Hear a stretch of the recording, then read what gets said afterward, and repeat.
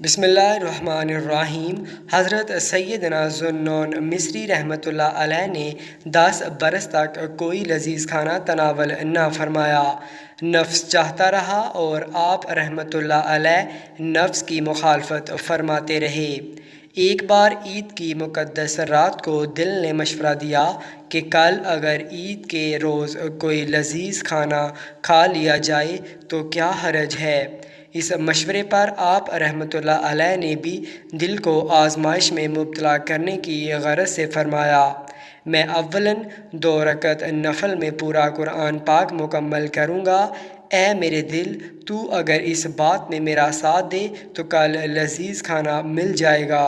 لہٰذا آپ رحمۃ اللہ نے 2 رکعت ادا کی اور ان میں پورا قرآن کریم مکمل کیا۔ آپ رحمۃ اللہ علیہ کے دل نے اس امر میں آپ رحمۃ اللہ علیہ کا ساتھ دیا، یعنی دونوں رکعتیں دل جمعی کے ساتھ ادا کر لی گئیں۔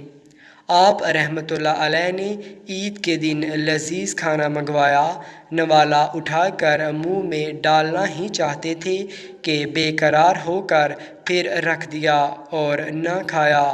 لوگوں نے اس کی وجہ پوچھی تو فرمایا، جس وقت میں نوالا منہ کے قریب لایا تو میرے نفس نے کہا، دیکھا، میں آخر اپنی 10 سال پرانی خواہش پوری کرنے میں کامیاب ہو گیا نا۔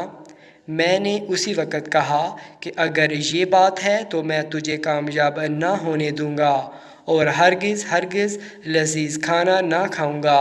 چنانچہ آپ رحمۃ اللہ علیہ نے لذیذ کھانا کھانا کا ارادہ ترک کر دیا۔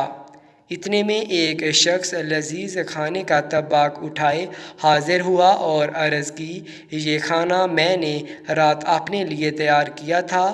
رات جب سویا تو قسمت انگڑائی لے کر جاگ اٹھی، خواب میں تاجدار رسالت محمد صلی اللہ علیہ وآلہ وسلم کی زیارت کی سعادت حاصل ہوئی۔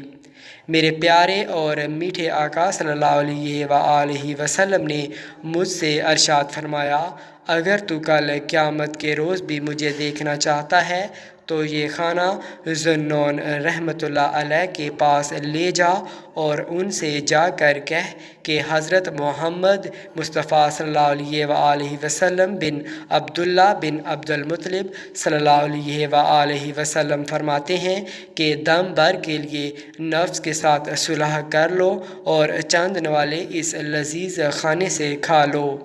حضرت سیدنا ذوالنون مصری رحمۃ اللہ علیہ یہ سن کر جھوم اٹھے اور کہنے لگے، میں فرما بردار ہوں اور لذیذ کھانا کھانے لگے۔